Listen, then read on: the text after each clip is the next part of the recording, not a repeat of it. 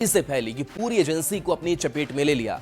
आशंका जताई जा रही कि आग लगने से 3 से 4 करोड़ का नुकसान हुआ है। आग में कई बाइक और मोटर स्पेयर पार्ट्स जलकर खाक हो गए। बताया जा रहा है कि देर रात शॉर्ट सर्किट होने से एजेंसी में आग लगी। घटना के बाद मौके पर पहुंची फायर ब्रिगेड की टीम ने कड़ी मशक्कत के बाद आग पर काबू पाया। हालांकि तब तक पूरी एजेंसी जलकर खाक हो चुकी थी।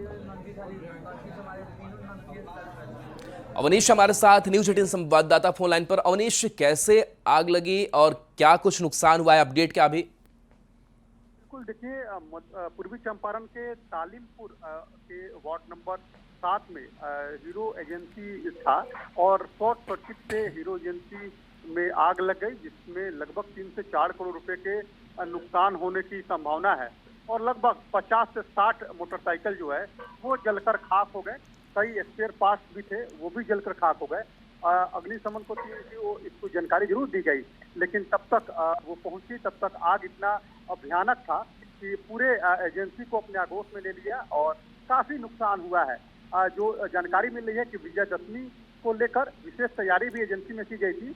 आज के दिन कोई भी गाड़ी खरीदना भी शुभ माना जाता है, इसको लेकर पहले से तैयारी भी की गई थी कि काफी संख्या में नई गाड़ियों को मंगाया गया था ताकि आज बिक्री हो।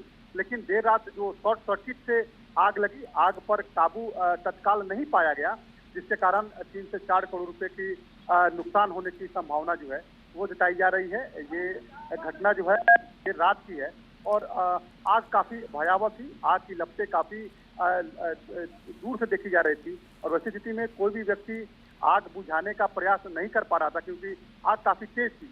अग्निशमन की टीम को जरूर बुलाया गया, लेकिन तब तक काफी देर हो और काफी नुकसान होने की। जी चलिए, बिल्कुल, तो बड़ी घटना, दुखद घटना यह सामने आई है। शुक्रिया अवनीश इस अपडेट के लिए आपका। और इस बीच समस्तीपुर से भी बड़ी खबर है, जहां घर पर चढ़कर फायरिंग हुई है। ग्रामीणों ने 3 अपराधी को इस दौरान दबोच लिया।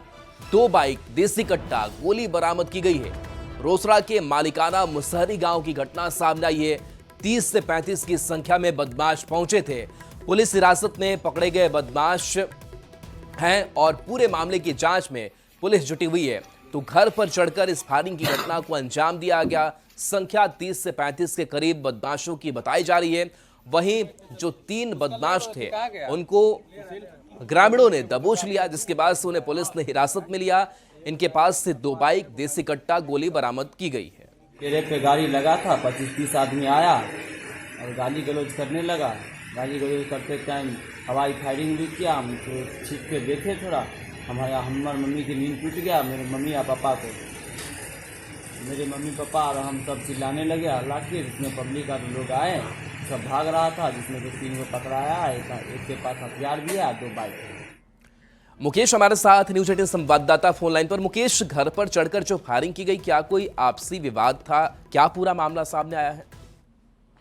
जी, ये मलिकाना मुसहरी गांव की घटना बताई जा रही है और 30 से 35 की संख्या बताई। 3 अपराधियों को ग्रामीणों के द्वारा पकड़ लिया गया। उसके पास से 1 कट्टा, 1 कारतूस और 3 मोबाइल बरामद किए गए हैं और 2 बाइक बरामद किए गए हैं। बताया रंजिश क्या है इसको लेकर के ये बात स्पष्ट नहीं हुई है। तीनों जो पकड़े गए हैं उनसे पुलिस पूछताछ कर रही है और जो अन्य उसमें शामिल लोग हैं उनकी गिरफ्तारी की बात करने की बात कही जा रही है। पुलिस छापेमारी भी शुरू कर दी है और इस पूरे मामले में प्राथमिकी दर्ज जो कराई गई है उसमें 7 लोगों को नामजद किया गया है और अन्य अज्ञात उसमें किए गए हैं। अब तक जो ये पूरी घटना है उसमें आपसी रंजिश कहीं ना कहीं है। पुरानी रंजिश की बात जो ग्रामीणों के द्वारा बताई गई है, जो कोई पुरानी रंजिश है जिसके चलते ये सब कुछ हुआ है। लेकिन पुलिस इस पूरे मामले में जांच कर रही है और क्या रंजिश है इस बारे में अभी जानकारी स्पष्ट रूप से पुलिस की तरफ से नहीं दी गई। जी शुक्रिया मुकेश इस अपडेट के लिए। भारतीय शास्त्रीय संगीत के दिग्गज गायक पंडित छन्नूलाल मिश्रा का निधन हो गया है। आज सुबह 4:15 पर 91 साल की उम्र में उन्होंने अंतिम सांस ली। वे लंबे समय से बीमार चल रहे थे और बनारस हिंदू विश्वविद्यालय के इंस्टीट्यूट ऑफ मेडिकल साइंस में उनका इलाज चल रहा था। उनका अंतिम संस्कार वाराणसी के मणिकर्णिका घाट पर किया जाएगा। 3 सप्ताह पहले शनिवार के दिन पंडित छन्नूलाल मिश्र को दिल का दौरा पड़ा था। इसके बाद उन्हें अस्पताल में भर्ती कराया गया था। बाद में अस्पताल से छुट्टी के बाद वे बेटी के यहाँ रह रहे थे। आजमगढ़ में जन्मे पंडित छन्नू लाल मिश्र बनारस घराने और किराना घराना की गायकी के प्रमुख प्रतिनिधि थे। साल 2000 में उन्हें संगीत नाटक अकादमी पुरस्कार, 2010 में पद्म भूषण और 2020 में पद्म विभूषण से सम्मानित किया गया। साल 2014 के लोकसभा चुनाव में वे वाराणसी संसदीय सीट से बीजेपी प्रत्याशी नरेंद्र मोदी के प्रस्तावक बने थे। अब देखिए, पंडित छन्नूलाल मिश्र के निधन पर पीएम मोदी ने भी दुख जताया है। पीएम मोदी ने सोशल मीडिया एक्स पर पोस्ट कर उन्हें श्रद्धांजलि दी और उनके साथ पुराने दिनों की तस्वीरें भी साझा की। पीएम मोदी ने लिखा है कि सुप्रसिद्ध शास्त्रीय गायक पंडित छन्नूलाल मिश्र जी के निधन से अत्यंत दुख हुआ है। वे जीवन पर्यंत भारतीय कला और संस्कृति की समृद्धि के लिए समर्पित रहे। उन्होंने शास्त्रीय संगीत को जन जन तक पहुंचाने के साथ ही भारतीय परंपरा को विश्व पटल पर प्रतिष्ठित करने में भी अपना अमूल्य योगदान दिया। यह मेरा सौभाग्य है कि मुझे सदैव उनका स्नेह और आशीर्वाद प्राप्त होता रहा। साल 2014 में वे वाराणसी सीट से मेरे प्रस्तावक भी रहे थे। शोक की इस घड़ी में मैं उनके परिजनों और प्रशंसकों के प्रति अपनी गहरी संवेदना प्रकट करता हूं।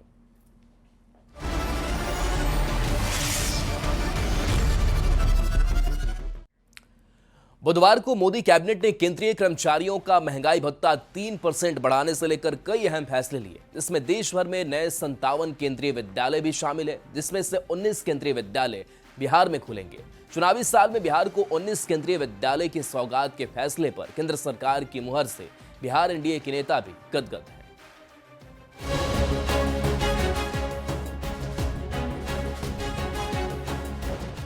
बिहार में चुनाव है और बस चंद दिनों के अंदर चुनाव की तारीखों का ऐलान होने वाला है। इसके पहले केंद्र की मोदी सरकार और बिहार की नीतीश सरकार ने बिहार के लोगों के लिए खजाना खोल दिया है। बुधवार को भी मोदी सरकार के एक फैसले को बिहार के लिए बड़ी सौगात के तौर पर देखा जा रहा है। ये फैसला है देश भर में 57 नए केंद्रीय विद्यालय खोलने का, जिसमें से अकेले बिहार को 19 केंद्रीय विद्यालयों की सौगात मिलने जा रही है।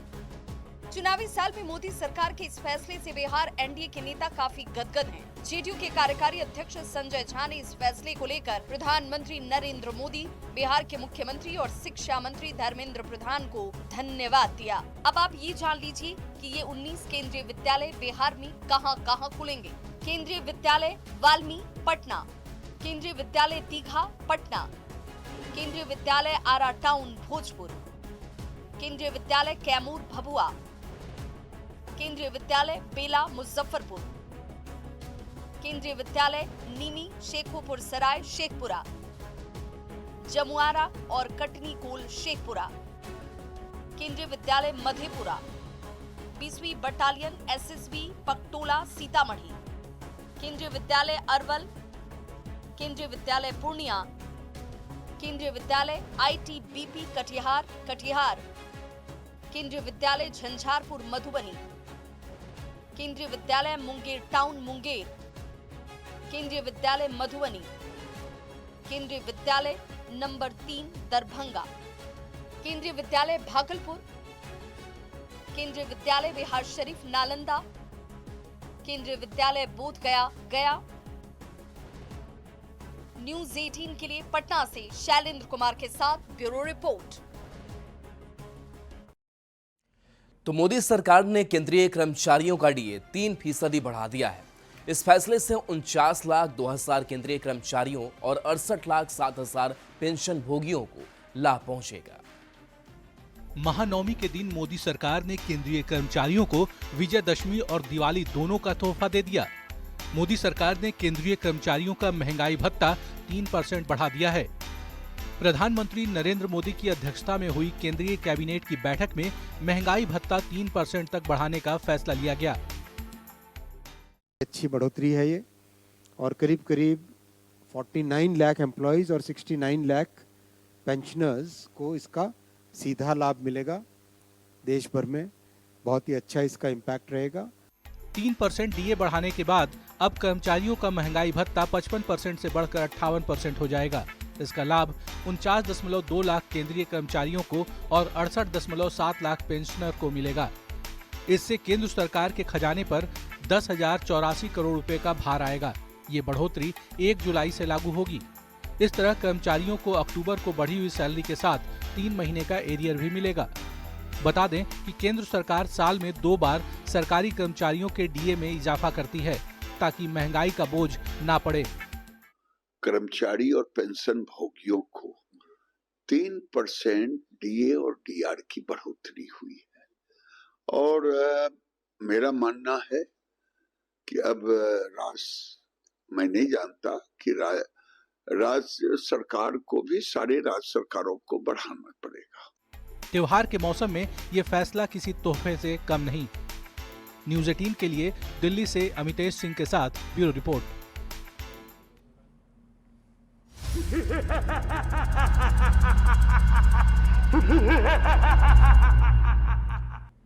देश भर में आज धूमधाम से दशहरा यानी विजयादशमी का पर्व मनाया जा रहा है। ये त्योहार अधर्म पर धर्म की विजय का उत्सव है।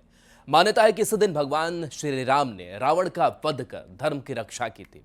इसी वजह से पर्व को अच्छाई की जीत और बुराई के अंत का प्रतीक माना जाता है। जगह जगह रावण, कुंभकर्ण और मेघनाथ के पुतले तैयार हैं। आज शाम तीनों के पुतले का दहन होगा, जिसके जरिए बुराई पर अच्छाई की जीत का संदेश दिया जाएगा।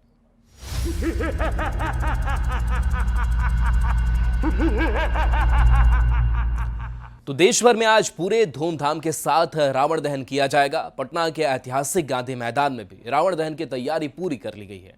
इस बार 80 फीट का रावण, 75 फीट का मेघनाथ और 70 फीट के कुंभकर्ण को जलाया जाएगा। शाम को इन तीनों के पुतले का दहन होगा। गांधी मैदान से देखिए संवाददाता अमित कुमार की इस रिपोर्ट को। बुराई पे अच्छाई का प्रतीक जो है वो रावण वध आज होगा पटना के गांधी मैदान में और इसकी तैयारी जो है वो पूरे तौर पे कर ली गई है। आप देख सकते हैं कि रावण, मेघनाथ और कुंभकर्ण तीनों का जो पुतला है वो खड़ा है और दशानन जो है उसका लंबाई जो है वो 80 फीट का है, 75 फीट का मेघनाथ है और 70 फीट का जो है वो कुंभकर्ण है। और ये 17वां साल है यहाँ पे श्री रामलीला महोत्सव की तरफ से ये आयोजन किया जाता है। मुख्यमंत्री आएंगे, उप मुख्यमंत्री आएंगे, राज्यपाल होंगे, नीतीश कैबिनेट के जो कद्दावर जो मंत्री हैं, विजय चौधरी, उनके साथ और भी दूसरे मंत्री जो हैं वो होंगे। लाखों लोग जो हैं वो इस रावण दहन को देखने के लिए आते हैं और कह सकते हैं कि उन लोगों के सुरक्षा व्यवस्था को लेकर के पूरी तैयारी की गई है, मुकम्मल तैयारी की गई है। और जब यहाँ पे मुख्यमंत्री आएंगे तो वो पहले मर्यादा पुरुषोत्तम श्री राम, लक्ष्मण और सीता की आरती करेंगे और फिर यहाँ पे जो मर्यादा पुरुषोत्तम राम जो हैं वो अपने बाणों का बौछार करके रावण, मेघनाथ और कुंभकर्ण का जो है पुतला उसे धराशायी करेंगे। और देख सकते हैं कि जगह जगह पे वॉच टावर बनाए गए हैं। वीआईपी के लिए बैठने के लिए अलग व्यवस्थाएं की गई है। मुख्यमंत्री और उप मुख्यमंत्री के साथ राज्यपाल जो होंगे उनके लिए विशेष तौर पे ये रामलीला महोत्सव का जो मंच है वहाँ पे व्यवस्था की गई है। सामने में वीआईपी जो है दर्शक दीर्घा बनाया गया है। मीडिया के लिए अलग से जगह रखी गई है। सीसीटीवी कैमरे से पूरे गांधी मैदान पे जो है वो नज़र रखी गई है। कहीं कोई अचूक ना हो, कोई सुरक्षा व्यवस्था जो है उसमें चूक ना हो। बुराई पे अच्छाई की जो जीत हुई है उस परंपरा को आज एक बार विधिवत तरीके से यहाँ पे दर्शाया जाएगा, दिखाया जाएगा। कैमरा पर्सन अजय दुबे के साथ अमित कुमार, न्यूज़ 18 पटना। तो देखिए, चूंकि आज विजयादशमी है तो इस विजयादशमी को आरएसएस की तरफ से भी मनाया जा रहा है। सरसंघ चालक मोहन भागवत संबोधित कर रहे हैं। हम लोगों ने बर्बाद किया और जिसके तहत आत्मीय स्वयंसेवक बंधु, नागरिक सज्जन एवं माता भगिनी, यह वर्ष श्री गुरु तेग बहादुर जी के बलिदान का 350वां वर्ष इस नाते और संपन्न होगा। हिंद की चादर बनकर जिन्होंने अत्याचार, अन्याय और सांप्रदायिक भेदभाव से समाज के मुक्ति के लिए अपना सर्वोच्च बलिदान दिया, समाज की रक्षा की, ऐसी एक विभूति, उसका स्मरण इस वर्ष होगा। आज 2 अक्टूबर है, इसलिए स्वर्गीय महात्मा गांधी जी की भी जयंती है। अपने स्वातंत्र्य की लड़ाई में उनका योगदान तो अविस्मरणीय है। परंतु स्वतंत्रता के बाद भारत कैसा हो, भारत का जीवन किस प्रकार के तंत्र से चले, उसके बारे में विचार देने वाले हमारे जो उस समय के दार्शनिक नेता थे, उनमें उनका स्थान अग्रणी है। हिंद स्वराज में उन्होंने वह चित्र का रेखांकन किया है और सादगी, विनम्रता और प्रामाणिकता के प्रतीक, और जिन्होंने देश के लिए अपने प्राण अर्पण किए, ऐसे स्वर्गीय लाल बहादुर शास्त्री जी, उनकी भी आज जयंती है। भक्ति, समर्पण और देश सेवा के ये उत्तुंग उदाहरण व्यक्तिगत और राष्ट्रीय चारित्र कैसा होना चाहिए, इसके आदर्श हमको मार्गदर्शन करते हैं। और आज की परिस्थिति का अगर हम विचार करते हैं तो हमारे ध्यान में आता है कि यह परिस्थिति भी हमसे इसी प्रकार के जीवन की अपेक्षा कर रही है। परिस्थिति एक सी नहीं होती, अनेक रंगों की होती है। तो परिस्थिति में बहुत कुछ अच्छा है, इसलिए बीता कालावधि 1 वर्ष का हमारी आशाएं और विश्वासों को भी दृढ़ करता है और हमारे सामने पुरानी और नई जो चुनौतियां उपस्थित है, उनको अधिक स्पष्ट करने वाला भी वही कालावधि है। जैसे प्रयागराज में एक विशाल महाकुंभ हुआ, आधुनिक व्यवस्थापन के सारे कीर्तिमान तोड़कर एक जागतिक विक्रम तो उसने प्रस्थापित किया ही, लेकिन संपूर्ण भारत में श्रद्धा और एकात्मता की एक लहर उसने दौड़ा दी। पिछले साल एक दुर्घटना पहलगाम की भी हुई, हमला हुआ सीमा पार के आतंकियों के द्वारा, 26 भारतीय नागरिकों की उनका धर्म पूछकर हत्या की। लेकिन उसके चलते सारे देश में प्रचंड दुख और क्रोध की लहर पैदा हुई। पूरी तैयारी करके सरकार ने, हमारी सेना ने उसका बहुत पुरजोर उत्तर दिया। सारे प्रकरण में हमारी नेतृत्व की दृढ़ता, हमारी सेना का शौर्य, कौशल्य और समाज की एकता और दृढ़ता का एक उत्तम चित्र प्रस्थापित हुआ। और यह भी वह घटना हमको सिखा गई कि यद्यपि हम सबके प्रति मित्र भाव रखते हैं और रखेंगे, फिर भी अपने सुरक्षा के विषय में हमको अधिकाधिक सजग रहना पड़ेगा, समर्थ बनना पड़ेगा। क्योंकि इस घटना के बाद दुनिया में विभिन्न देशों ने अपनी अपनी जो भूमिका ली, उसमें हमारी ये भी ध्यान में आया कि हमारे मित्र कौन कौन है और कहां तक है। देश के अंदर भी अशांति फैलाने वाले असंवैधानिक उग्रवादी या संविधान विरोधी कहिए उग्रवादी नक्सली आंदोलन पर शासन और प्रशासन की दृढ़ कार्रवाई भी हुई।